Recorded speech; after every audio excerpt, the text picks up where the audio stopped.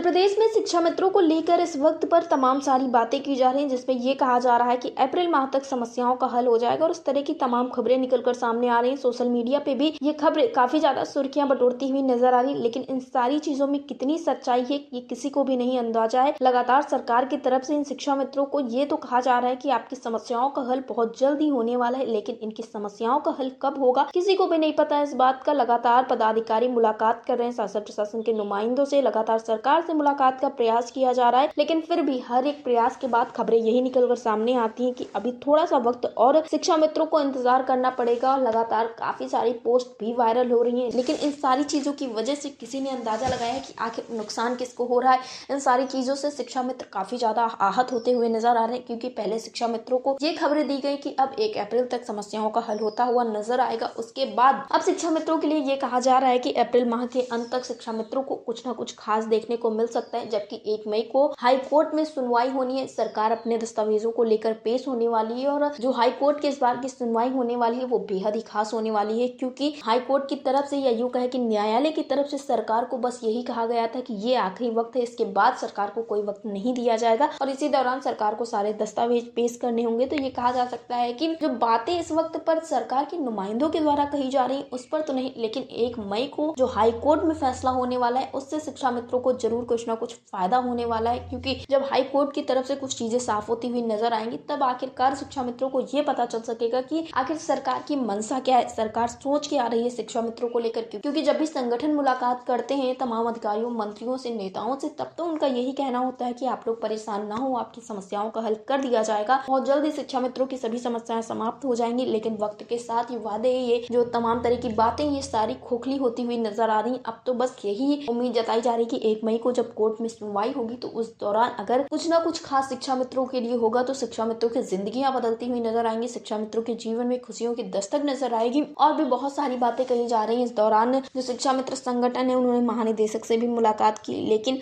परिस्थितियां वैसी ही रही। उनके द्वारा भी यही कहा गया कि जो मानदेय वृद्धि की समस्या है वो तो अब सरकार की तरफ से हल की जानी है। मुख्यमंत्री योगी आदित्यनाथ इस मुद्दे को काफी ज्यादा गंभीरता के साथ देख रहे हैं और जब वो शासनादेश जारी कर देंगे, जब उनकी तरफ से चीजें सभी कर दी जाएंगी तो शासनादेश जरूर जारी कर दिया जाएगा। तब शिक्षा मित्रों के जीवन में खुशियां जरूर आएंगी। लेकिन शिक्षा मित्रों का यही कहना है कि आखिर मुख्यमंत्री योगी आदित्यनाथ समस्याओं का हल क्यों नहीं कर रहे हैं। और इस तरह की बातें सुनने के बाद से ही संगठन जो है उत्तर प्रदेश में शिक्षा मित्रों के तमाम तरह के संगठन है और हर संगठन के द्वारा यही प्रयास किया जा रहा है कि मुख्यमंत्री योगी आदित्यनाथ से जल्द मुलाकात की जाए, जिससे कि मुख्यमंत्री योगी आदित्यनाथ से मिलकर उनसे स्वयं अपील की जा सके कि अब शिक्षा मित्रों की समस्याओं का हल कर दिया जाए। शिक्षा मित्रों के बीच में अब सहनशीलता नहीं बची है, लेकिन अब देखना ये होगा कि जो संगठन के पदाधिकारी प्रयास कर रहे हैं मुख्यमंत्री योगी आदित्यनाथ से मुलाकात करने का, वो कितना ज्यादा सफल होता है। फिलहाल तो खबरें निकलकर सामने आई है कि उत्तर प्रदेश में एक शिक्षा मित्र संगठन है, उनको नवरात्रि के बाद का समय दिया गया है और 1-2 दिन में शायद मुख्यमंत्री योगी आदित्यनाथ से उनकी मुलाकात हो जाए और शिक्षा मित्रों के लिए कुछ खास हो जाए।